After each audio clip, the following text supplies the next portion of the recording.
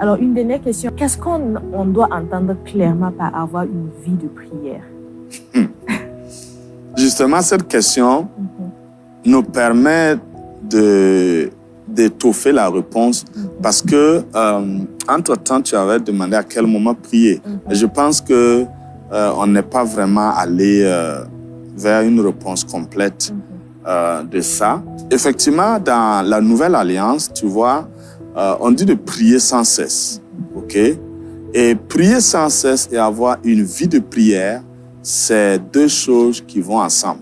Parce que justement, ceux qui veulent mettre à la lettre prier sans cesse là, c'est eux qui font la prière 24 heures sur 24, avec des chaînes de prière, ainsi de suite.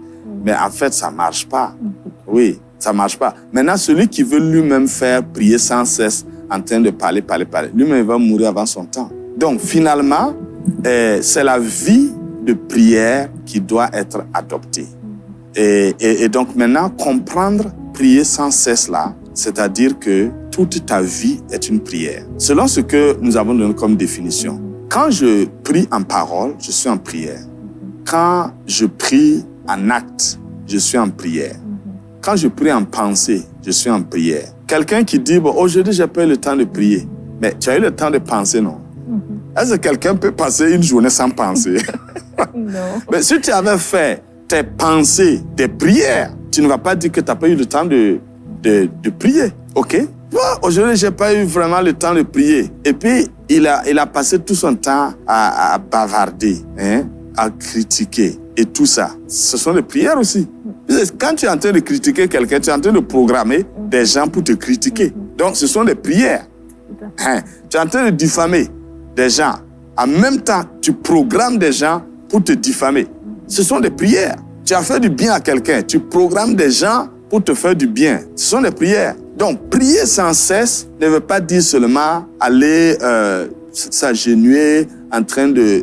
Non, ça veut dire toutes les actions de ta vie. Du réveil au matin jusqu'au coucher le soir, il faut considérer que chaque instant passé est une prière.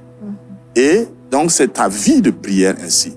Ça devient un style de vie, sachant que même lorsque tu es dans le lieu de travail, la manière que tu travailles est une prière. Il y a des gens, on les a vus travailler et puis on les a appelés pour leur proposer un autre poste. Parce qu'en fait, leur façon de travailler est une prière.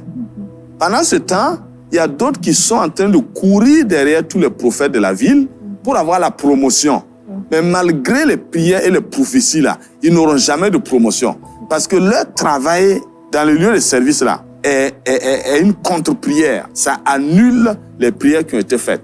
Or, la personne qui n'a pas fait le tour des prophètes là, mais qui a fait excellemment son travail, va être remarquée. Et en ce moment-là, s'il y a une porte de promotion, ben, c'est cette personne qui sera promue. Donc, du coup, prier sans cesse devient possible. Avoir une vie de prière est aussi possible. Notre vie chrétienne normale devient une vie de prière. Amen. Merci beaucoup, apôtre Richard.